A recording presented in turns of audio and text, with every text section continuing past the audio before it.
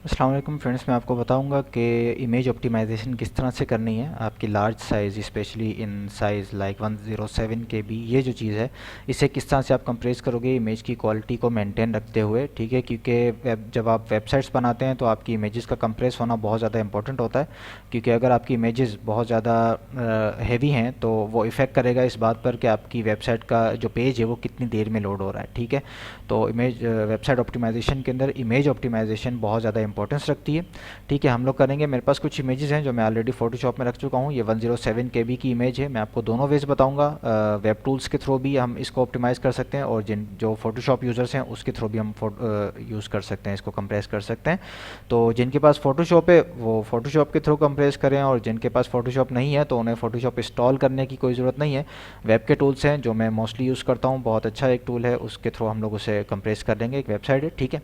ये तीन इमेजेस हैं जो मेरे पास थोड़ी सी मुझे हैवी लगी, जिन्हें मैंने कंप्रेस करना है। हम फोटोशॉप में जाएंगे, इसका मेथड बहुत ही ईजी है, ठीक है। फोटोशॉप में ये इमेज मेरे पास मौजूद है, फाइल में गए, सेव फॉर वेब किया, और उसके बाद हमने यहाँ से इसकी क्वालिटी को मेंटेन किया। हम इसको कम कर सकते हैं, ज़्यादा कर सकते हैं, जैसी हमारी ज़रूरत है हम उस हिसाब से इसको कम कर सकते हैं। लेकिन जितना हम क्वालिटी को कम करेंगे उतनी ज़्यादा हमारी इमेज का जो लुक है वो ख़राब होता चला जाएगा, ब्लर या नॉइज़ आता चला जाएगा। तो 60, 70 या 80 आप कोशिश करें रखें। 70 भी अगर हो तो इट्स ओके, डिपेंड ऑन आपकी इमेज कितनी बड़ी है और उसकी DPI वगैरह क्या है, ठीक है।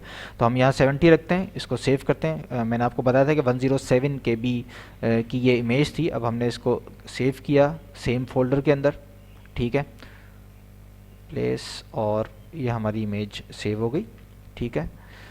इसको हम देख लेते हैं कि ये कितनी कंप्रेस हुई है। पहले ये 107 KB की थी और अब ये देखें 92 KB की हो गई है, ठीक है। मज़ीद इसको हम कंप्रेस कर सकते हैं अगर हमें ज़रूरत हो तो, अदरवाइज इट्स इनफ, क्योंकि एक बार कंप्रेस होने के बाद इमेजेस इतना ज़्यादा कंप्रेस नहीं होती हैं, ठीक है। इसी तरह से हमारे पास ये सेकेंड इमेज है 55 KB की, इसको भी हम फोटोशॉप के थ्रू क्रॉप करेंगे, ठीक है।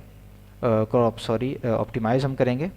सेम इमेज ही है या कोई और? अच्छा, ब्लॉक 1, हम ब्लॉक 1 वाली इमेज पे आते हैं। इसको हम कंप्रेस करेंगे, फाइल, सेव फॉर वेब, और ये हमारी इमेज यहाँ पर 70 की हमने क्वालिटी रखी और ये 55 KB की थी, ठीक है। इसको हमने सेव किया, ये रिप्लेस किया, और ये इमेज भी हमारी कंप्रेस हो गई। हम जाके इसको देख लेते हैं कि कितनी कंप्रेस हुई है।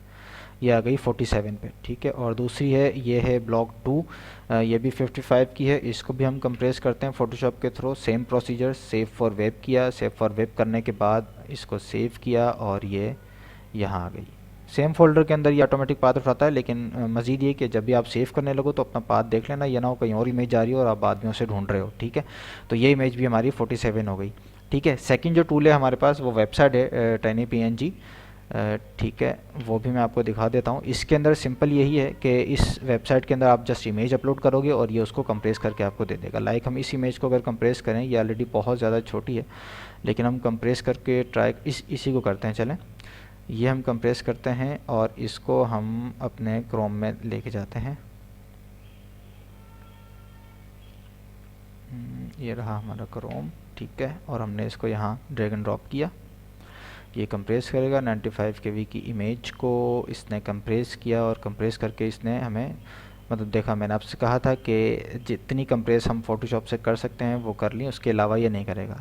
जस्ट आपको TinyPNG के बारे में भी बताना था कि अगर जिसके पास फोटोशॉप नहीं है तो इसके थ्रू आप अपनी इमेजेस को कंप्रेस कर सकते हैं, ठीक है। तो ये किया, और उसके बाद डाउनलोड ऑल कर लें या सेव टू ड्रॉप बॉक्स कर लें, it's up to you, okay. तो इसी तरह से हम इमेजेस को कंप्रेस करते हैं, ठीक है। और ये मेरी प्रोफाइल है, अगर आप कांटेक्ट करना चाहें तो यहाँ आप मुझसे कांटेक्ट भी कर सकते हैं। Thank you.